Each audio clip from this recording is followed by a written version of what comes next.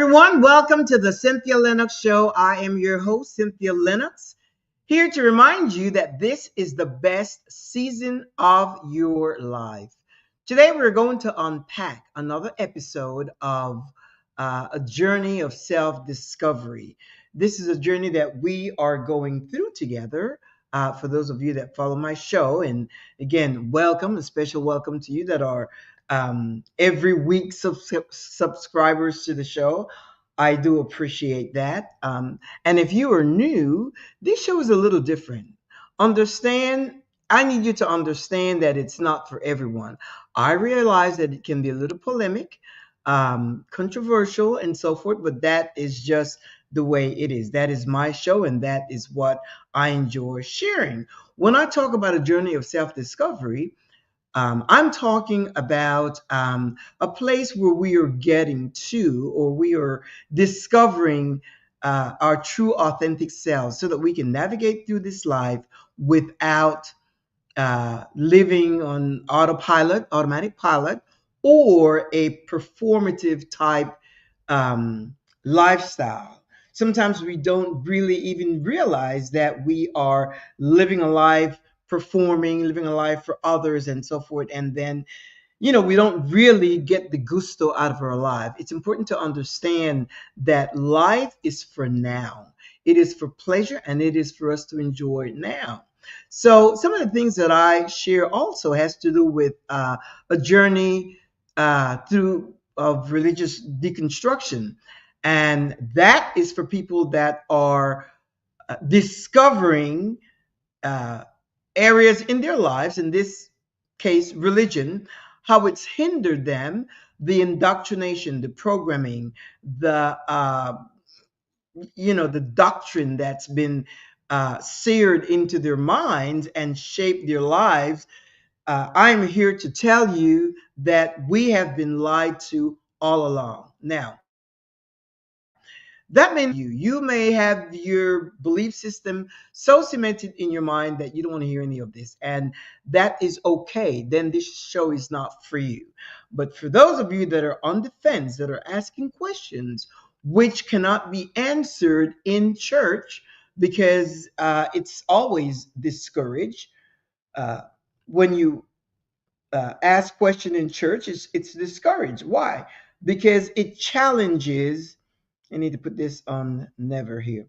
It challenges the status quo. And that is what this show is all about, to challenge the status quo. And it's not really to create any kind of situation, it's so that you will know. Because what you don't understand, and what I know for a fact, is that religion have, and when I say religion, I'm talking about the Christian religion, because that is what I know. We have been beat down, and I say I've been out of it for 16 years, but again, I understand how it works.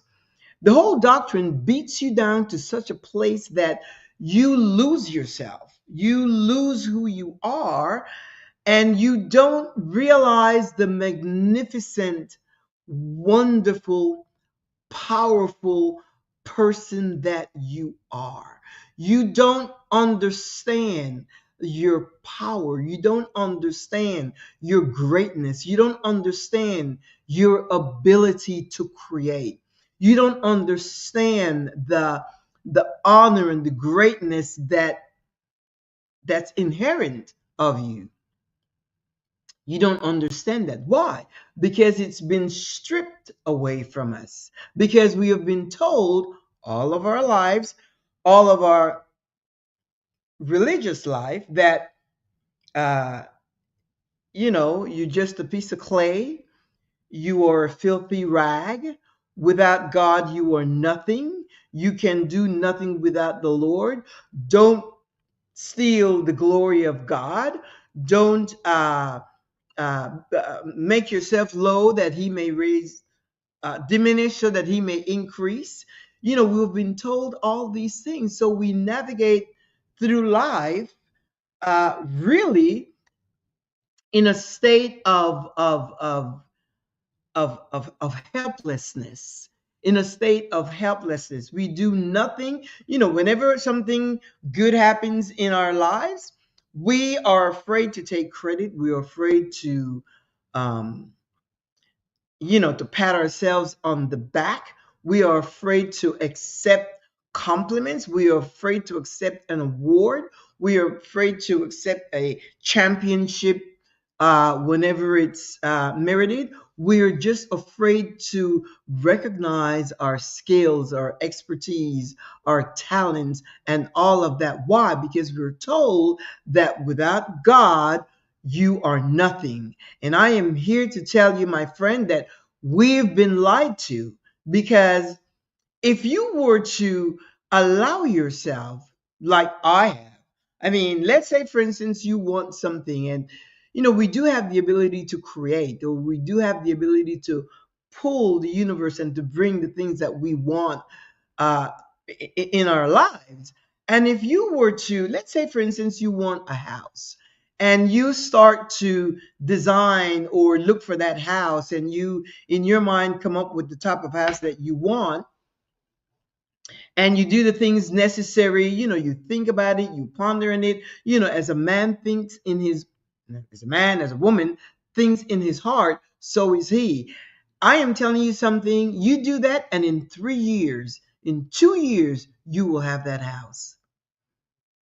Why? Because you have the ability to create. And when you get the house, what we are told to do is, if it wasn't for God, you wouldn't have had it. That's why we have phrases like, look at God, or but God, or only God. And I am here to tell you, it's not about God. It is about you. Acknowledge who you are. Recognize your strength. Recognize your skills. Recognize your talent. Recognize your expertise. Recognize that you are well able. That's why, according to the text, when I say the text, I'm referring to the Bible. Uh, you know, the creator, God, they assign him a gender as male, and he puts these two people in the garden, and he said, you can eat any fruit, but don't touch or don't eat from this one that's in the middle, because the day that you eat, you shall surely die. Now, first of all, I think personally that is wicked. Whoever perspective that was of the writers, that is just wicked. Because putting two people in the garden is like putting two 1-year old babies in the garden, saying you can have any of these, but this one, don't touch it. And they didn't know what it is to "you shall surely die" meant. They didn't know that. And then the God of the Bible puts the devil, a devil that he created, in the garden to tempt them. Now, that to me is just outright wicked. When you say the God that was created based on someone's perspective, that he is present everywhere, all over, everywhere, that he knows everything, everything, and that he's all powerful. So, the God that is omnipotent, omniscient, and omnipresent sets people up to fail. That is the reality of the book, my friend. If you go back, that is and someone said, oh, but he had a purpose. That is the reality. And the reality is, I have a brain and you have a brain. We do have the ability to think critically. We have the ability to reason. We have the ability to analyze. We have the ability to break things down. And I would not have this ability to come up with these questions if,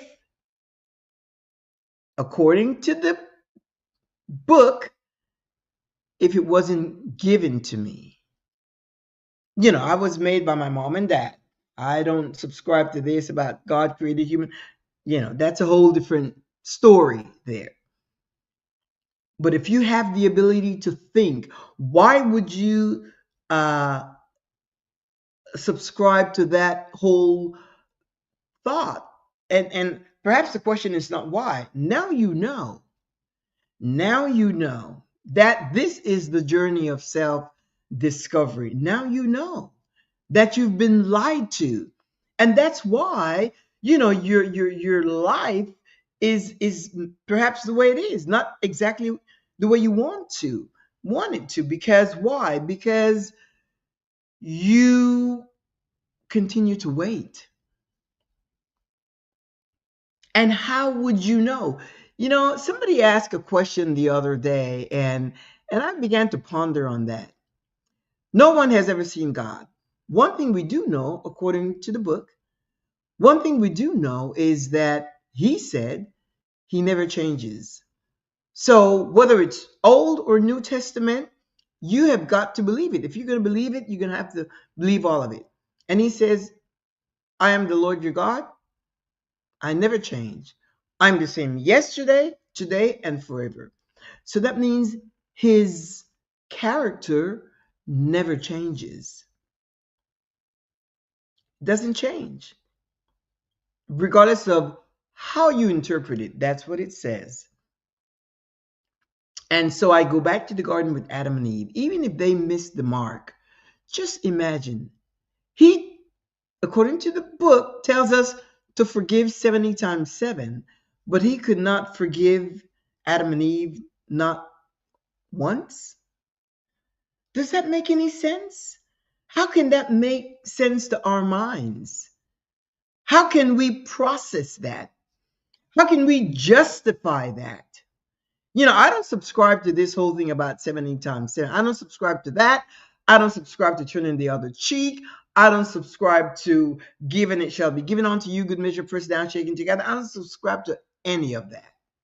And ever since I've stopped with that type of teaching, my life has grown. Our lives have grown exponentially, just zoomed up. Why? Because we are walking in freedom and walking in truth.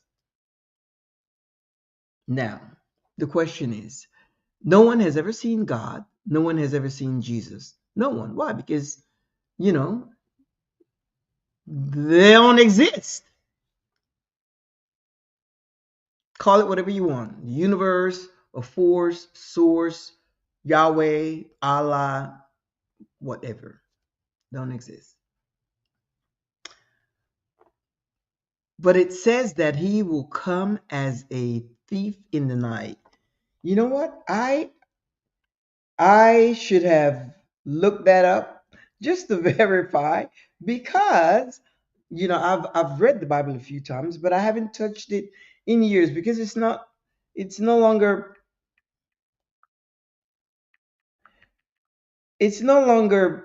part of my a thief in the night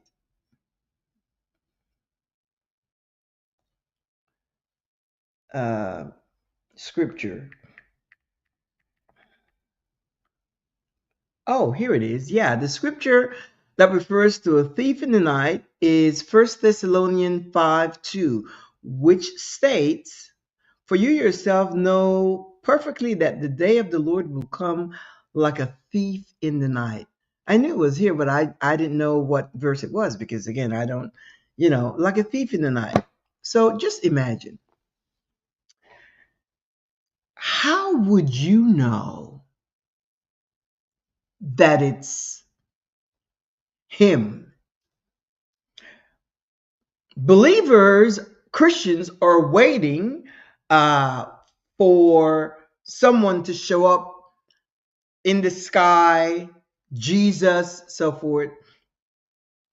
How would you know it's him? How would you know it's God, Jesus? How would you know? How would you know? Really?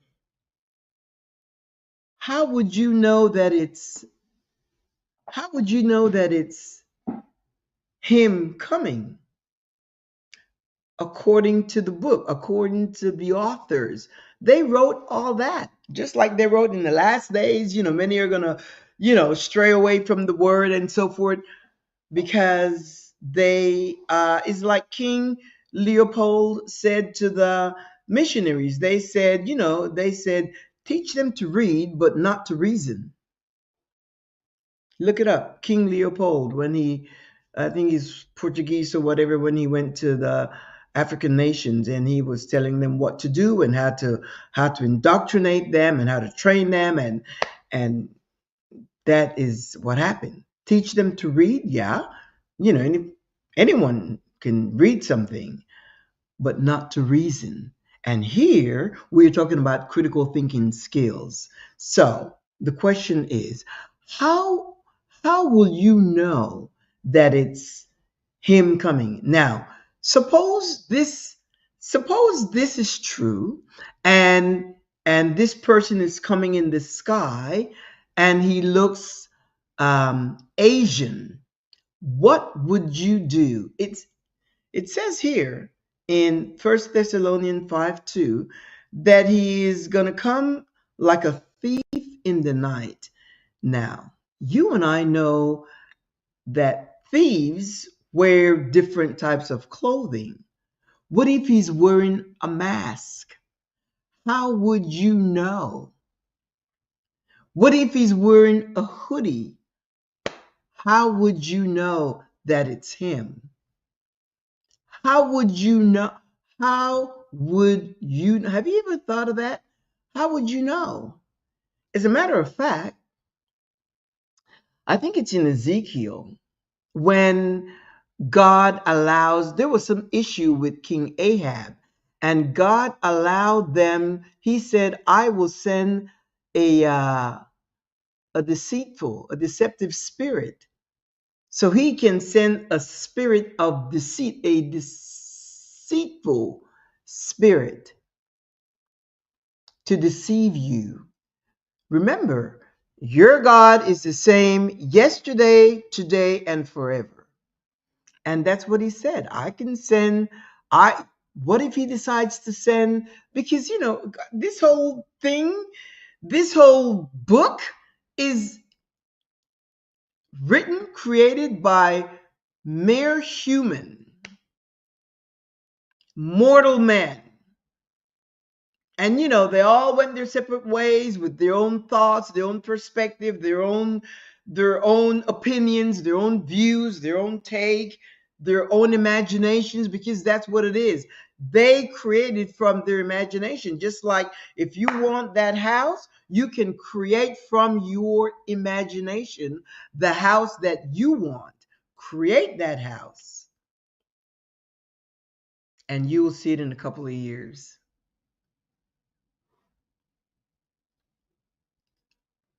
When we were going to travel, I create the whole scenario, and in no time, I set a date and whatever, and everything starts to fall in place. Why? It's the power of the imagination. That's why in the garden he said, if they eat from that tree, their minds will be open and they will become like us. If you believe the book, that would be true, and they would become like us. What does that mean? So, like, what if they become like us? Like, what's wrong with that? What is wrong with that? Having the power to create, being the wonderful person that you are, an amazing human being with greatness and power. What is wrong with that? The same happened in, I think it is also Genesis, where there's this civilization and they all speak the same language. And they said, let us build ourselves a city and let's ascending to the heavens so that we can, be great and make a name for ourselves and be a great city. And according to the book, it says that God looked down and saw that they were building a monument, a city, I guess vertically. And he said, we need to stop them. We need to stop them. Otherwise, they will become like us. What is it about that? What is it about becoming your divine self? If you subscribe to that thought process, I'm just me, my human self. When I think of me, is me and my humanity. That's all I think about. I don't go divine, but let's say, for instance, what what is it about that uh, this God doesn't want you to know? What is it about becoming like them? And I'm assuming them meant Father, Son, Holy Spirit. I, you know. But what is it? What would be wrong with that? Your eyes will be open. That's what it says. If they eat of that fruit from that tree in the middle of the garden, that their eyes will be open. That their eyes will be open. And that is what this show is about. For your eyes to be open, my friend. That your eyes will be open to truth, that your eyes will be open to freedom, that your eyes will be open to your amazing greatness, that your eyes will be open to your power to do, to create, to have, to desire, and to make it happen, that your eyes will be open. That's the whole idea, that your eyes is like poof. In 2009, my eyes were open. When my husband said to me, he said, "That's it. I'm done. I don't want any of this." I cannot thank him enough. And my husband said that, gave me some time, did not pressure me, but I understood he meant business, because he used to come because of me. When I say come, go to church together, and we did this thing, but he never subscribed to religion. He just didn't flow that way. But respectful, went to church, respectful. We both headed King's Ministry, which talk about, we would have uh, weekly meetings in our house, and then we would have like a banquet every week, every Saturday. We would come, we would share the word about prosperity and so forth, because I subscribed to all of that. I did. He kind of went along with it but I did. And then after that, we would have lots to eat, and we would just eat and fellowship and have a great time. But I was teaching this same thing that I now realize it's all bogus.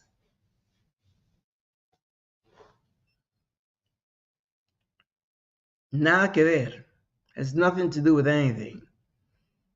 And ever since we left, our lives has have changed exponentially. I mean, just shot right up.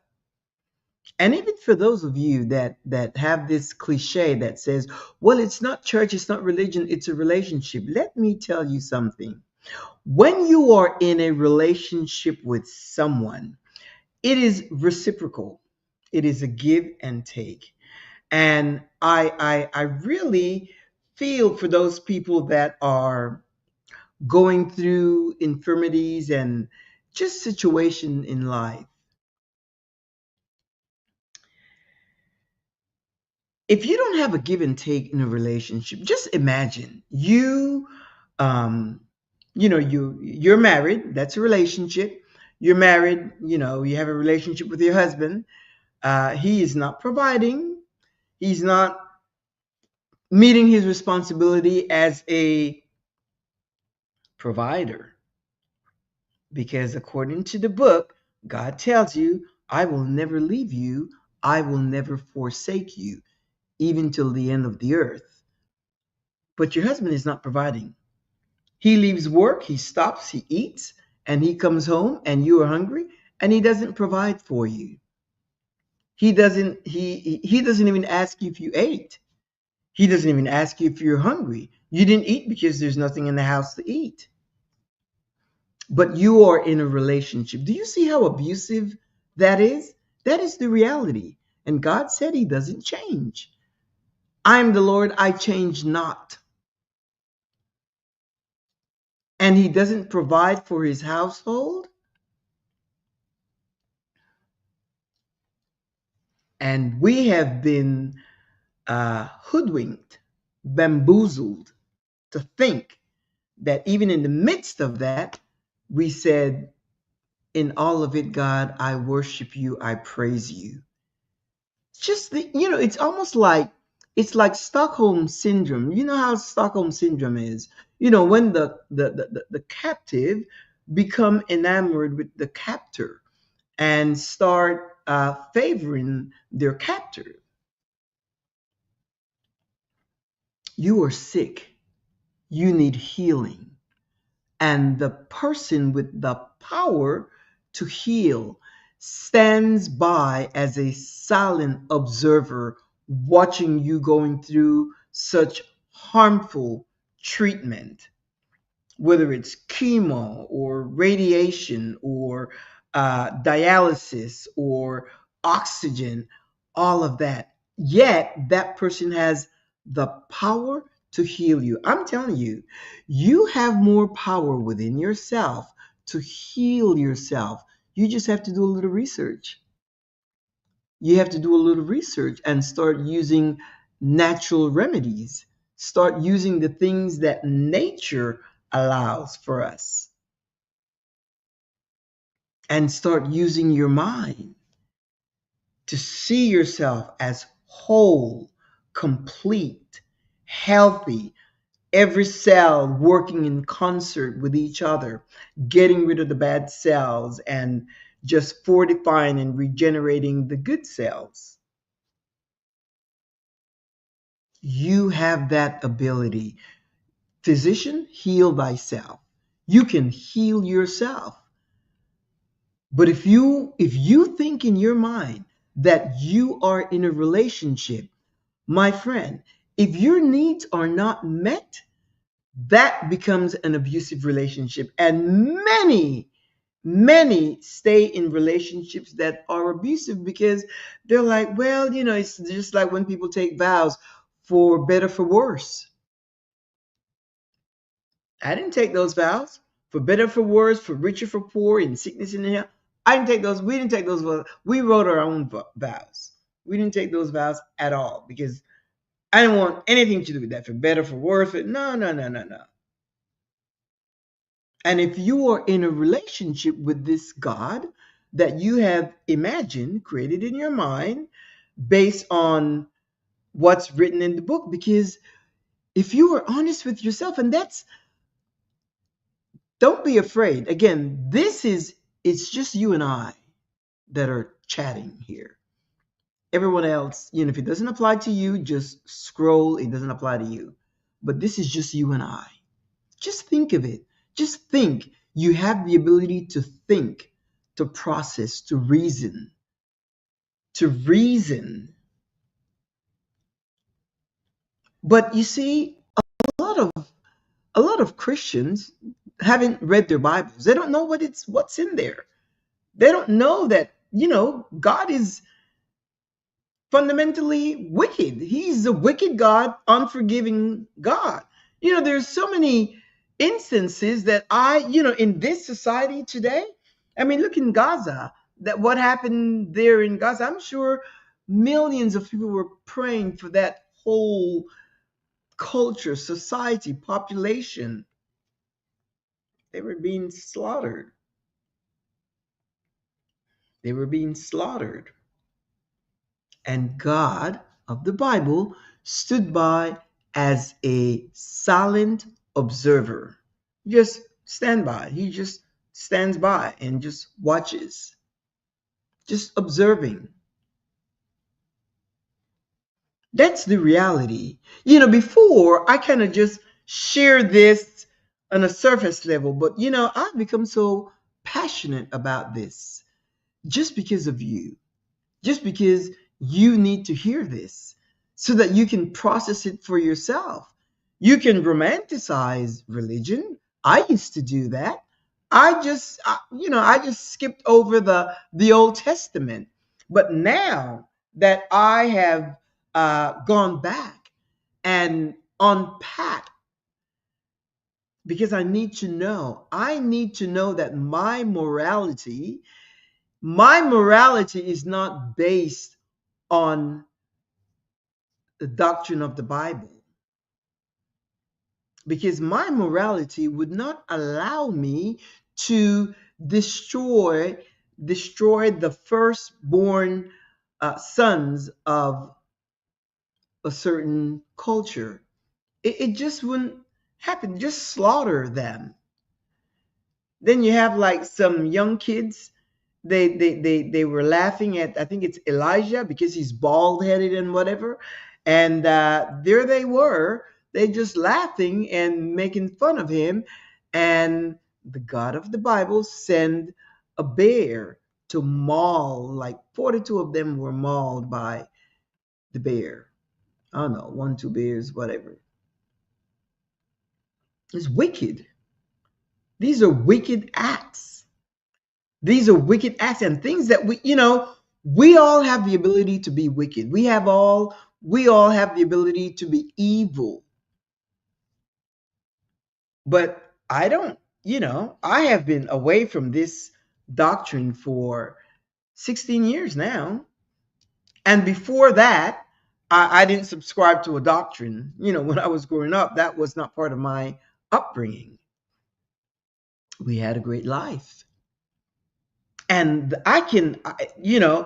time that I spent in religion, it was the most challenging times. And it should have been the best times, because if you say you have God that watches over you, I will never leave you, I will never forsake you. Look at God. But God, I hear people, this woman, she used to dance in church, in a church. I don't know her personally, but it's one of those black churches where they dance and they call it the spirit. I guess the spirit gets into them and they do this dance. And she had a stroke and she went back to church and she saw some others that were dancing, and she was just very mesmerized by it, because she said that before her stroke, that's what she did. Now my question is this: you know God has the ability to heal.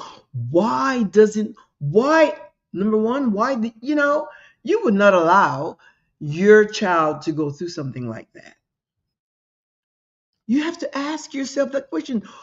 My friend, we've been lied to. These mortal men that wrote this book, I'm telling you, that was their perspective. They needed something to keep people under control, to manipulate and keep people under control. You have a lot of pastors now that have left church that are talking about their experiences as a pastor, and they say, make no mistake, church is a corporation.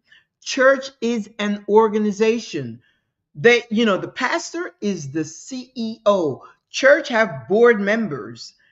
And the monies that you give. One church, I think, shared something that their pastor's salary is like $1 or $2 million a year. Imagine that. A church. A church. Look it up.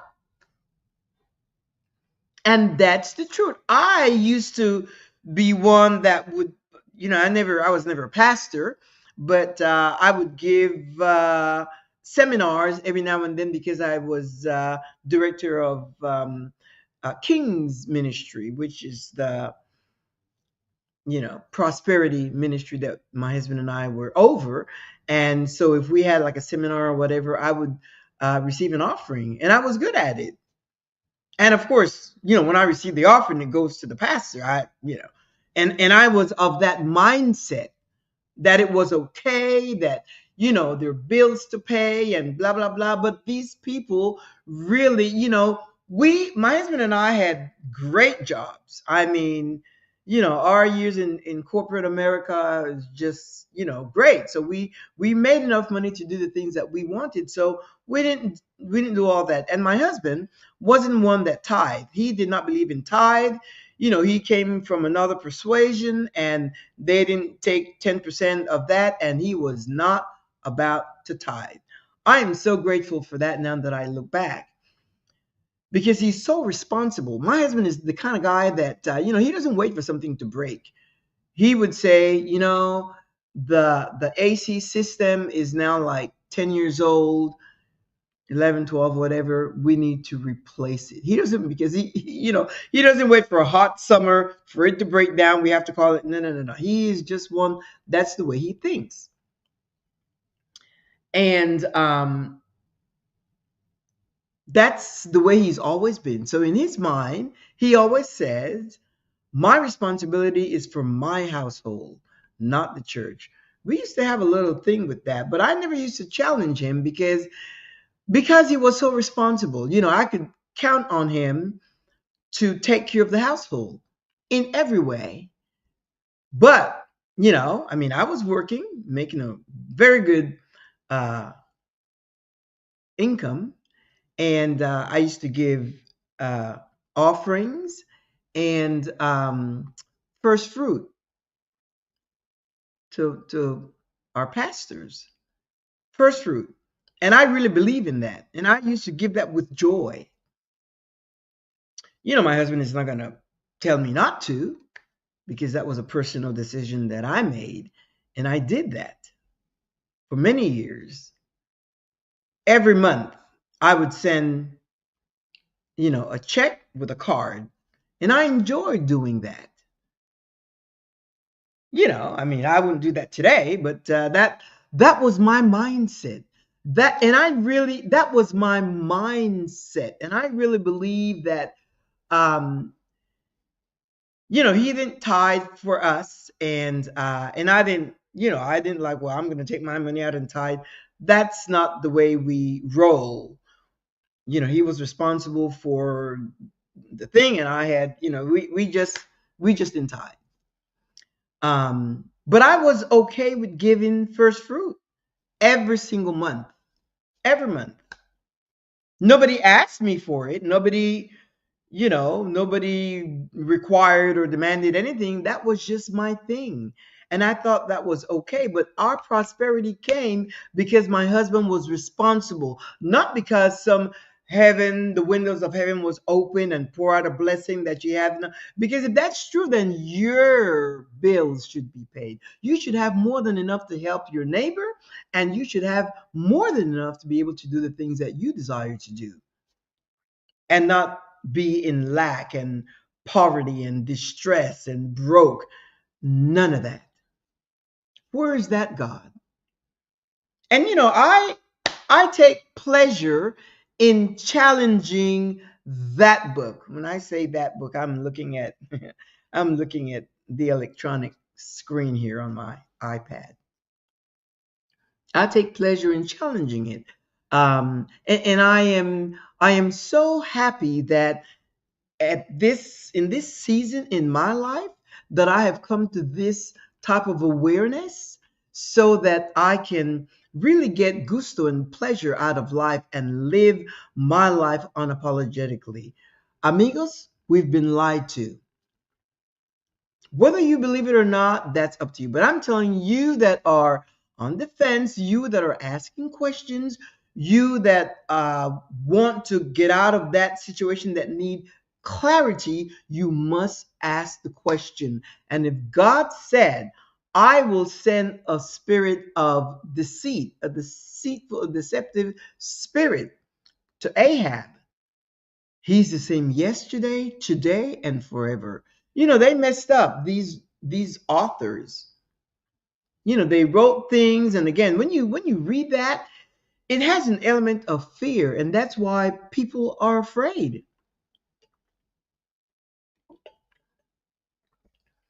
Most people function out of fear when it comes to religion. People would say, I want a godly man. I want a God-fearing man. I want a man after God's own heart, and blah blah blah and blah blah, and they just miss it, miss the mark. I'm glad I wasn't that staunch. That was what was expected of me when I was in church, because I was in church for a very very long time. Um, single, career driven. I was happy. I was not looking for a husband, but I was held in high esteem. And the expectation was that if I met someone, it would have been someone from church or from another church, a man of the cloth. That was the expectation. I wasn't thinking about it. That I was already married when I was in college, so I knew what that was about. So I was enjoying my career and so forth, and then my husband came in, and we were totally unequally yoked because he was not part of that fold. I love that story. He was not part of that fold. He knew nothing about being born again, being dunked, baptized, water baptized. He knew nothing about that. And one time later on, I arranged with the pastor to have him water baptized, but I didn't say anything to him. And so when I mentioned it to him, he said, what? He was indignant. He said, well, you tell him to take me off that roster. It's not going to happen. That was not even a dialogue. He's like, you just tell him to take me off that roster. And that was it. In my mind, I'm thinking, he needs to be water baptized, you need to be born again. He didn't subscribe to any of that. And I'm so glad because when we left, we just left. I share this all the time because it's such a great story, and it'll set you free.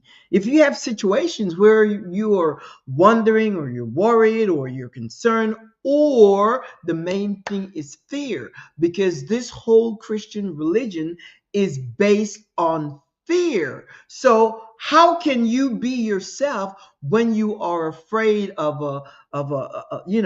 an image of God in the sky, and that tells his plans, rules, decrees, regulations, laws to a certain group of men, something that's going to affect your eternity. And then you must try to figure out who is correct: the Jehovah's Witness, the Baptist, the Methodist, the Episcopal, the Catholic, the Mormons, Islam, Buddhism, uh, Hinduism. Who is right?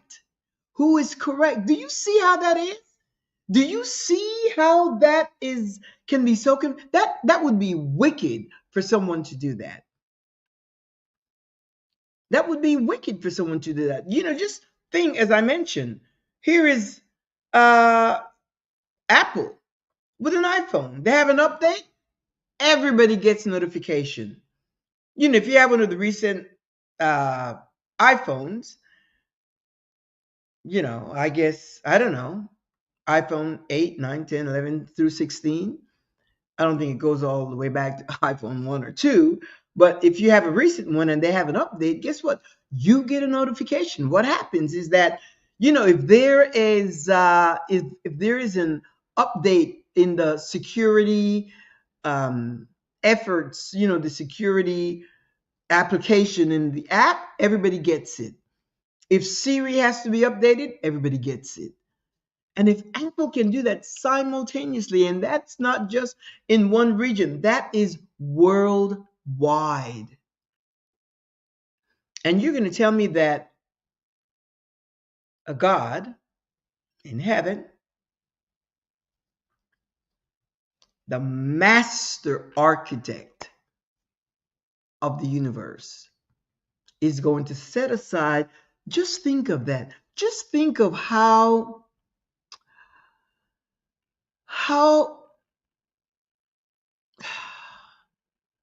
it's like someone underestimating your intelligence. I feel embarrassed that I subscribed to that for many years. I feel a little kind of way because it's like, wait a minute. And now that I have submitted myself to critical thinking, because I really think now, you can't just brush over something over me. No, no, no. I put it to the test and I reason. But for some reason, religion is kind of different. It is so different. It is different. You're caught at a very vulnerable moment, and you just yield because you think that you're getting help, but in essence you don't. You can romanticize religion and you can, make it an emotional thing, but as far as logic and reasoning, has nothing to do with that, because faith tells you to believe in something you can't see. But I'm telling you, I'm asking you this, and this is a question that you need to ask yourself. In the day of the Lord, according to the book, when he is coming back, how would you know that it's him? Suppose he shows up as an Asian. Would you say, oh, no, that can't be him? Suppose he shows up as a black man. Oh, no, that can't be him. And, today with AI, you're thinking about bringing someone from the sky or whatever. You just never know. If we can send somebody to to the moon and, other planets up there, you just never know. How would you know? How would you know? Forget everyone around you, because they could be deceived. How would you know? What measures will you take to know? What is your criteria? Have you thought about that? If you're still alive, because we're all going to die. And, of course, how I think. Once you're dead, you're dead. That's everybody's going there. But if you're still alive and something shows up, how would you know that it's God? How would you know that it's Jesus? What criteria, what measures, what would be your guiding posts? What would be your clue that that's the real deal?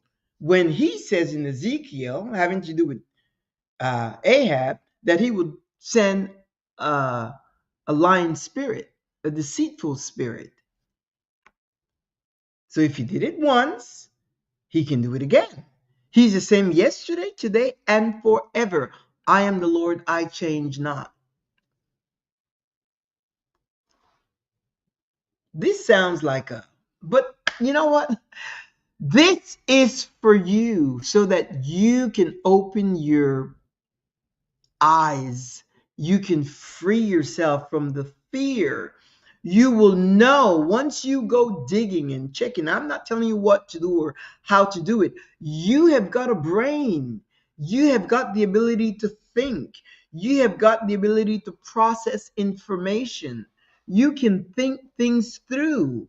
You can think it through and open up your mind and be bold and not be afraid. And if you have some kind of infirmity, you need to, I keep saying, you need to be healed. And if you are not healed, then you don't have a relationship with that God or any God for that matter. And if you think you do, then you are going through an abusive relationship. It's abuse. That's an abusive relationship. Because, if I have a need and my husband is able to provide that need, not only do I expect him to do it, but I wouldn't even have to ask him. I wouldn't even have to ask.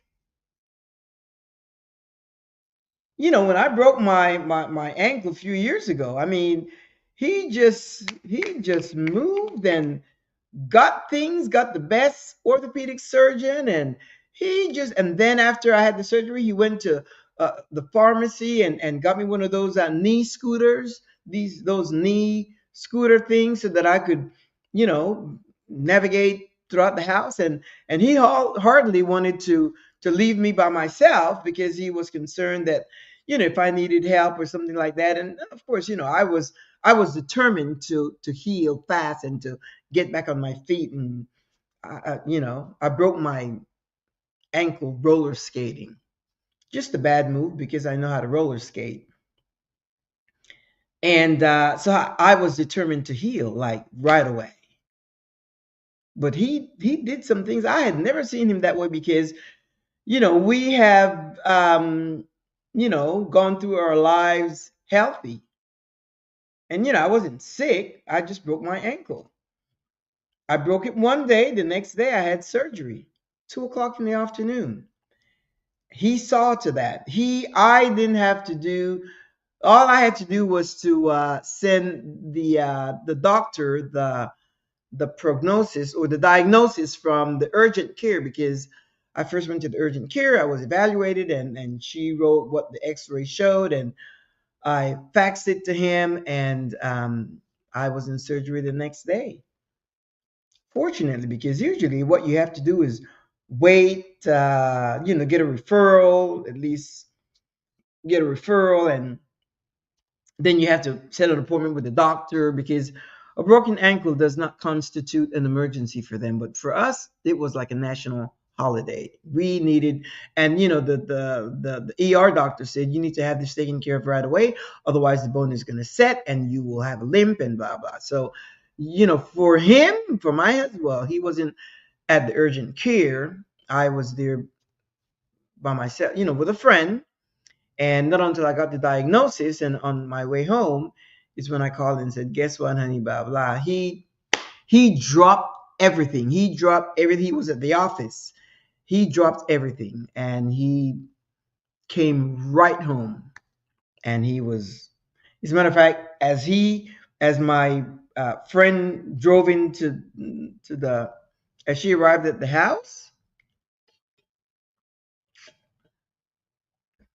my husband was driving in as well. That's how fast he got. I mean, he just did not. So my point is, you have got to put a demand if that's what you believe. And if it doesn't result in what you expect, what you desire, what should be from someone that you are in a mutual relationship with, because if you say you're in a relationship and you're not getting any kind of reciprocal feedback from that person, then that person doesn't know that you're in a relationship with them. That either they don't exist, they don't care, they could care less, and they will just stand by and watch you go through what you are going through. Look, I'm telling you, open your eyes, my friend. Open your eyes and deal with reality. Deal with reality, the way things are. I know that indoctrination, programming, conditioning, brainwashing, that that is so seeped into the minds of, especially if you grew up with that. But I'm talking to you that have said or asked questions about your religion, and said, excuse me, it's hard for you to become yourself because you've got that hanging over you. You're not good enough. You're just a piece of clay. You are unworthy. You're a filthy rag. Without God, you can do nothing. And everything that you do, you ascribe, you give glory to God. Well, I tell you, that's not the way it works. Once you start recognizing your strength, your ability, the amazing greatness that you are, the power that's within you to create, to be, to want, to desire, to do the things that you desire in this life, because this is the only life you know about. You don't know anything about an afterlife. You know what you've been taught, but as you can see, this whole religion have really, you know, hunkered down on the minds of people, and got us in a lock, in a headlock that is just hard to break away. You can take up whatever you want, spirituality or whatever it is that you want. For me, I'm just free as a bird. If you put an eagle in a chicken coop, an eagle will never know that it can soar, fly and soar. You could take him out after a year or two, and he would never stretch his wings to fly and to soar. and to heights where he can overlook and see below all the things that he can have. He's in command. But in the meantime, if he is sitting in a chicken coop, that's all he knows. He becomes like them. And that's how I was, my husband and I, when we were in religion. We were just sitting there and just absorbing everything, week after week after week after week. Church, that is not even necessary as far as I'm concerned. They can close all those church, because you don't need. Why do you need it from someone else? You don't need any more information from anyone else. But then we were told that you have to praise, you have to worship. And these pastors that have left because they came to a point where they could no longer do it. And they say, yeah, everything is all staged. They start with the praise and worship. That's why generally after the worship they take up the offering. It kind of goes hand in hand, because you get all excited with the praise, and then you simmer down into the worship, and then by then your heart is softened and you are about to open your wallet and just give. It's all manipulation. And I say that boldly. I don't need anyone to agree, but you will know that it is true. So I'm going to leave that with you, my friend. How would you know, according to the book, if you're still following the book? That's a question you should ask yourself. How would you know? Forget the people that are around you. Forget your pastors, your brother, your sister, your mom, your husband. Forget them. How would you know if that is true when the Lord comes in the sky like a thief in the night? What if he's wearing a hoodie and a mask?